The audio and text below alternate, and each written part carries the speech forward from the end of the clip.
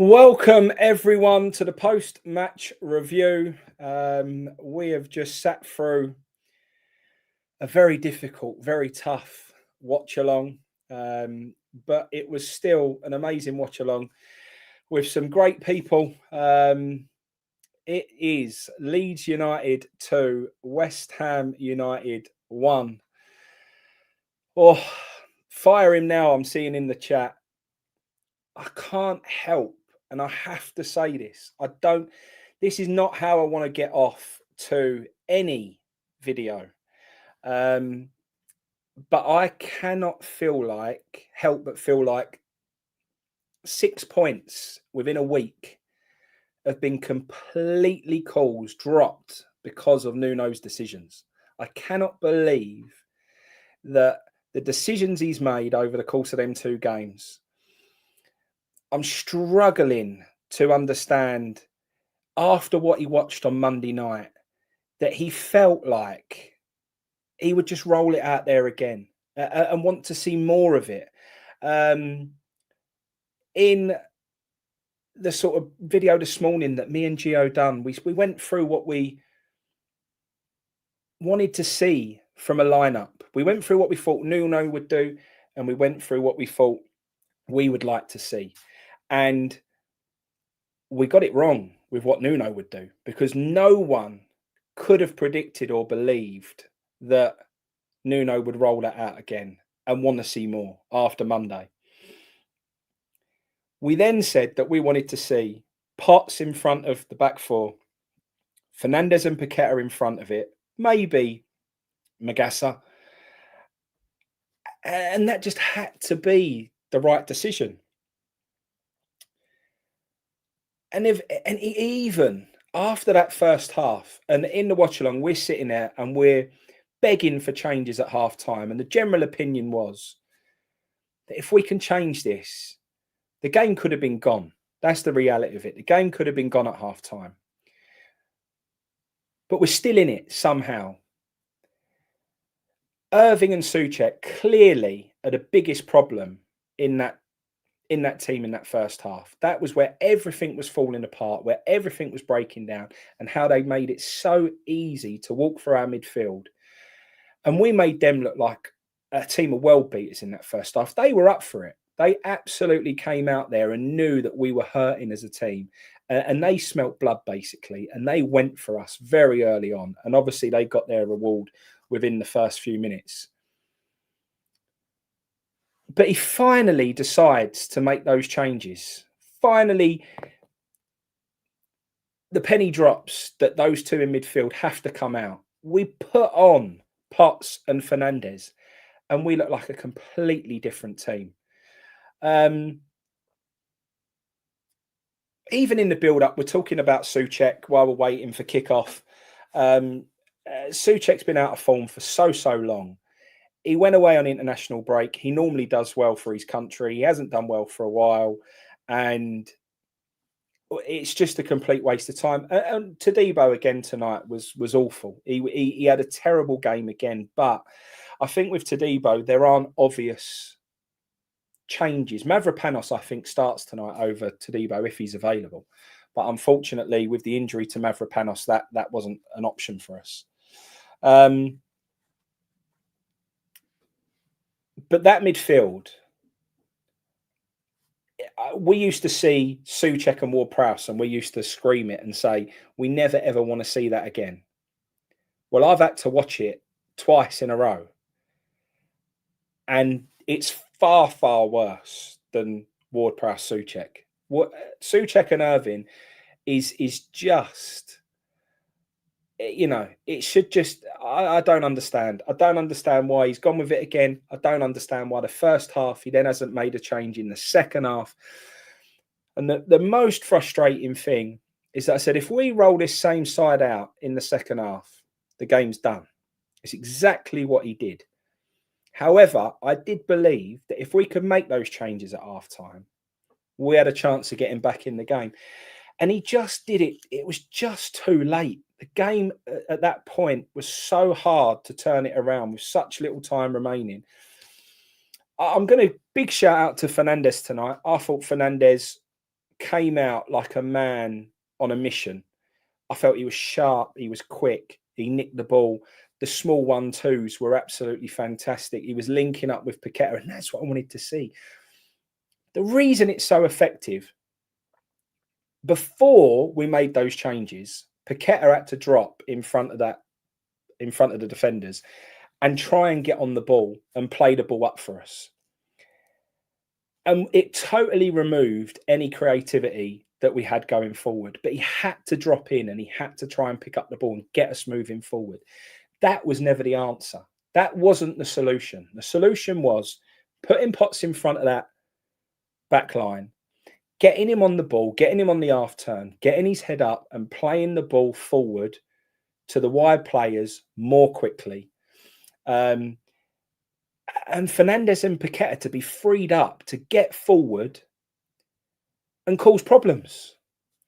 And it's just so simple. Put Potts in there. He's comfortable in there. I feel so comfortable with Potts in there. And he's such a young player. But I've got all the trust in the world in Potts now. And he's shown it again tonight. Get Potts in front of that back line. He'll help with us defensively.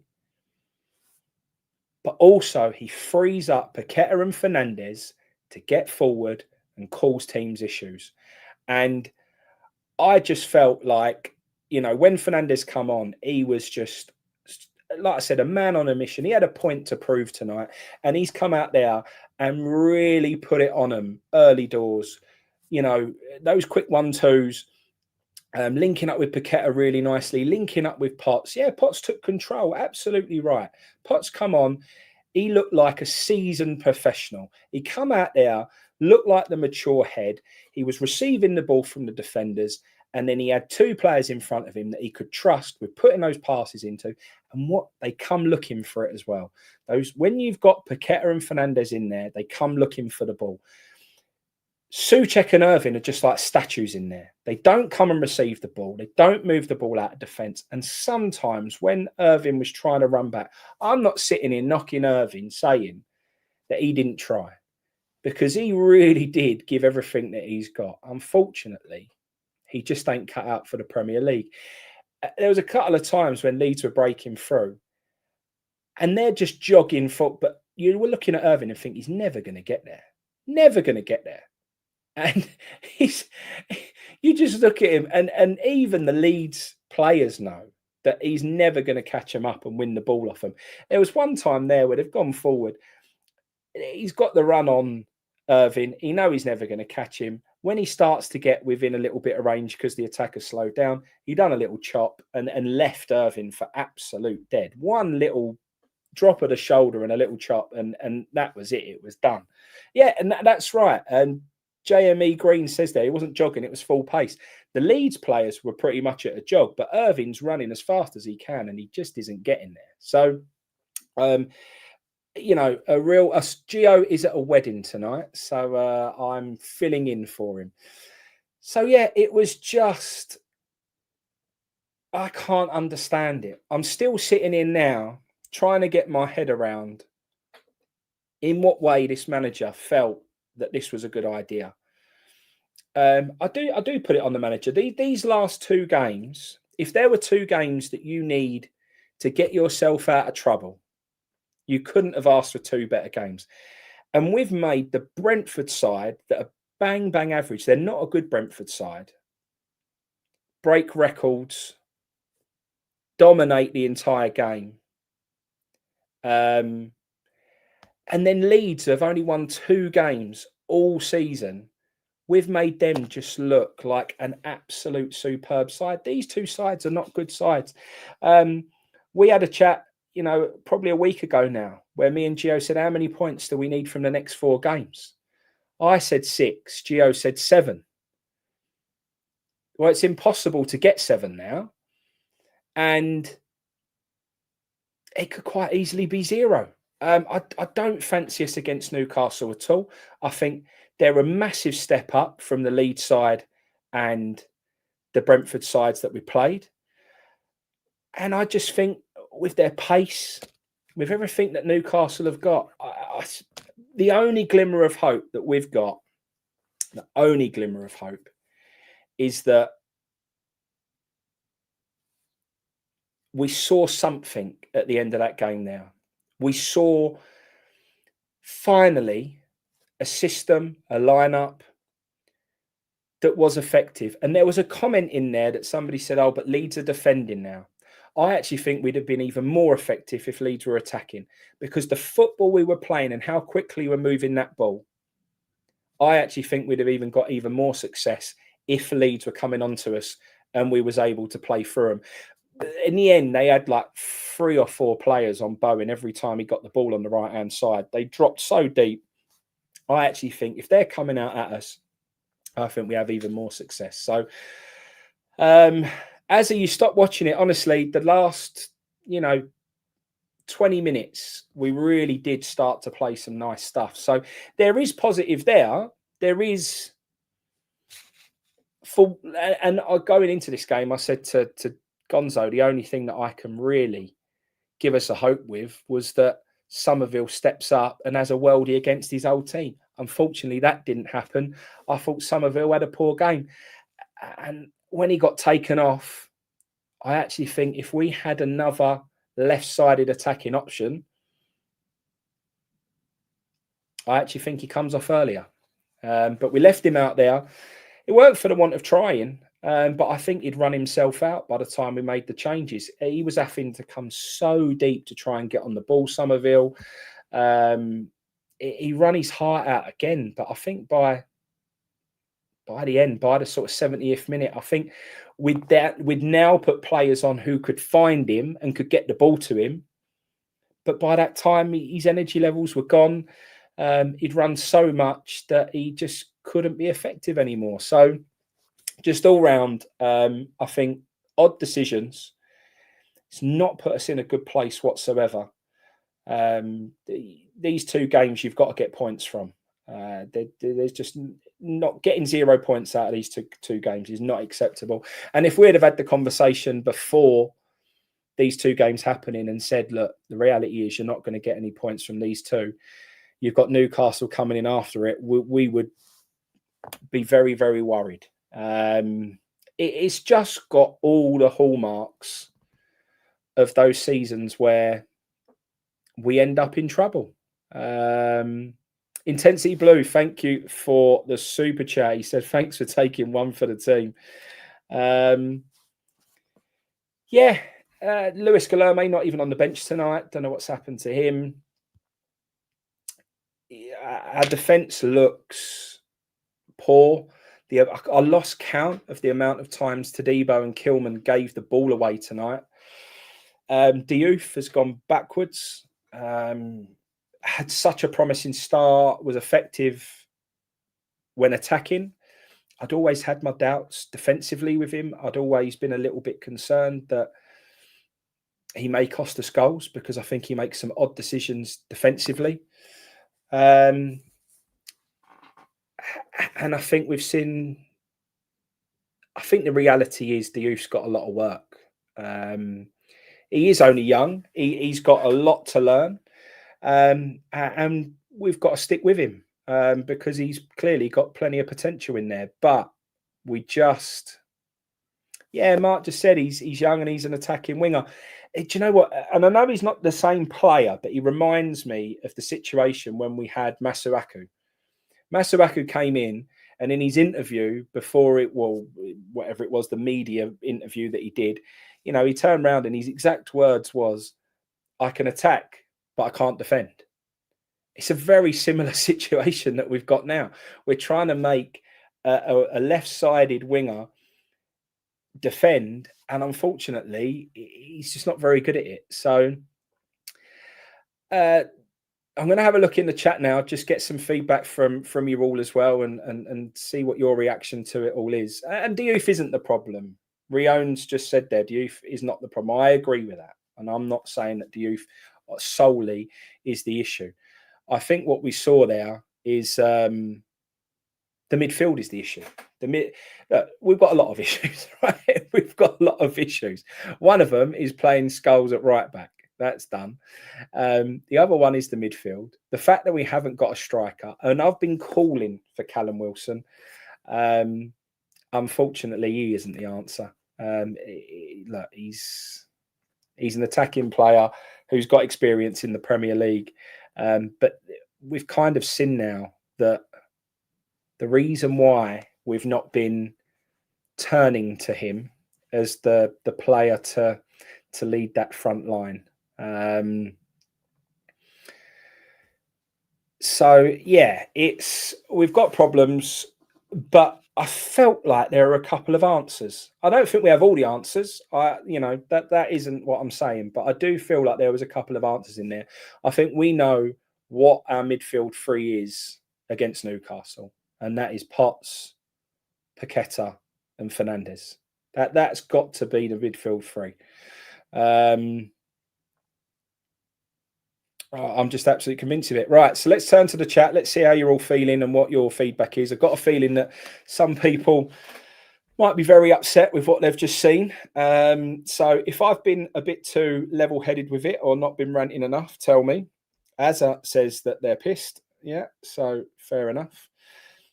Kevin Locke said, personally, the wayward passes from the centre-backs was due to no midfield. Now, I can accept that if you haven't got a player coming in and showing for the ball, then you have to try and... But there were a couple of passes I thought were simple, 5-yard, 10-yard passes, and we still got those wrong. But there's no question, with Potts in front of them, it takes a little bit of that away. Dunk CR says, we've learned under Potter that we can't play free at the back. Let's not do it again. I think that's a very, very fair comment. What else have we got? Mark says it's spoiled his weekend. We should play on Monday, so the weekend's good. That's very fair. Mate, get out there, have a little bit of non-league football tomorrow. I enjoy a bit of non-league football. Woody says, what positives would you take, Frankie? Woody, the only positives I've got, mate, is that midfield. Is the Potts, Fernandes, Paqueta. I think that's a great midfield. I thought they showed it in that second half. I think they looked sharp. Fernandes looked like a player, looked like what we'd spent our money on. So if we can get the best out of him, then I'd be very, very happy with that. Alex says Todibo is an absolute waste man. I mean, he certainly is showing that he's not a very good footballer. I totally agree with that.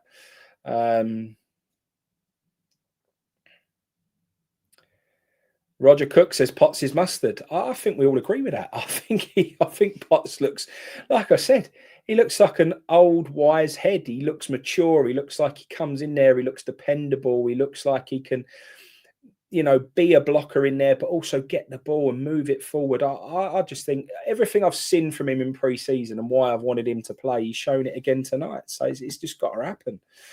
George Stokes says that midfield had no pressure on them. Yeah, but George, I actually think when that team come out, I think they'll play through them. I honestly, George, I understand what you're saying, and I will agree with that. And I will say that a bit of the reason why we had it our own way in that last 20 minutes wasn't all down to what we were doing, but it was the fact that Leeds had taken their foot off the gas a little bit. I saw very sharp, very quick passing, very positive forward passing.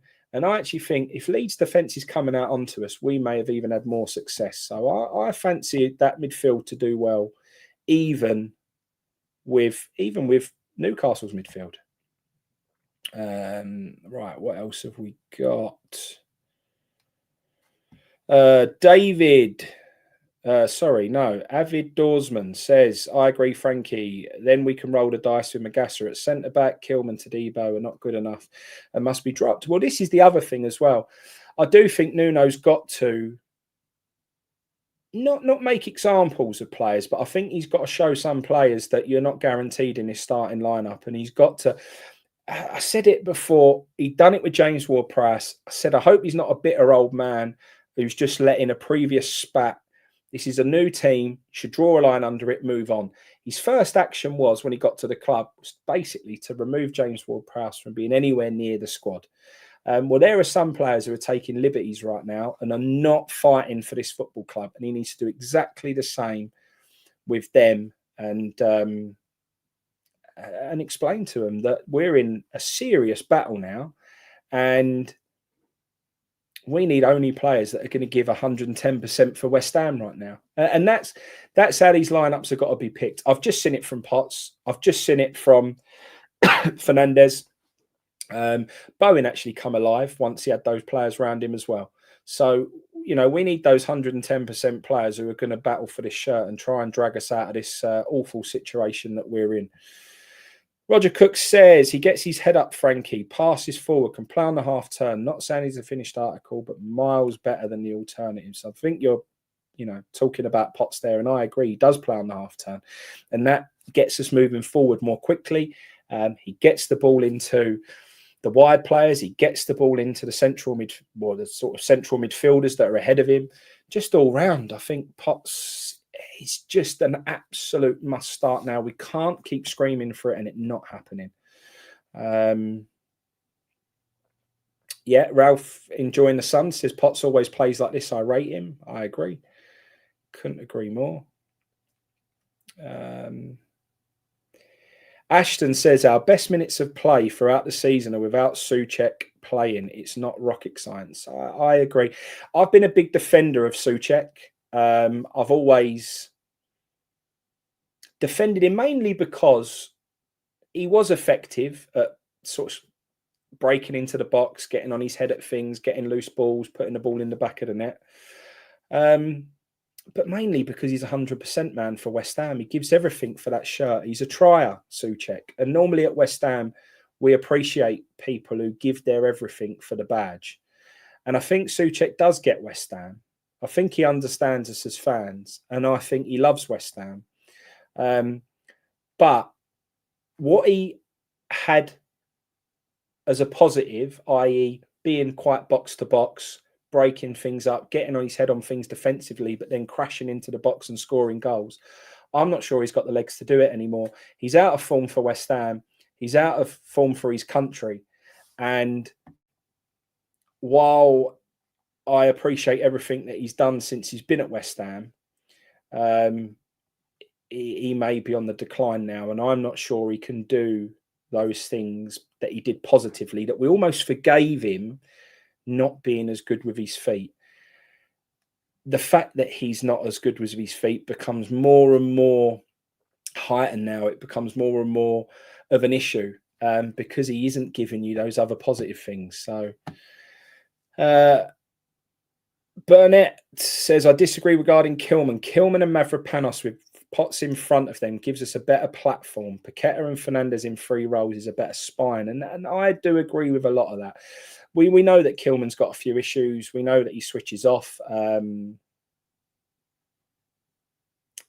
Gary O'Neill said about it in how much they had to work on him switching off, how much work they had to do to get him to a point where he isn't losing focus.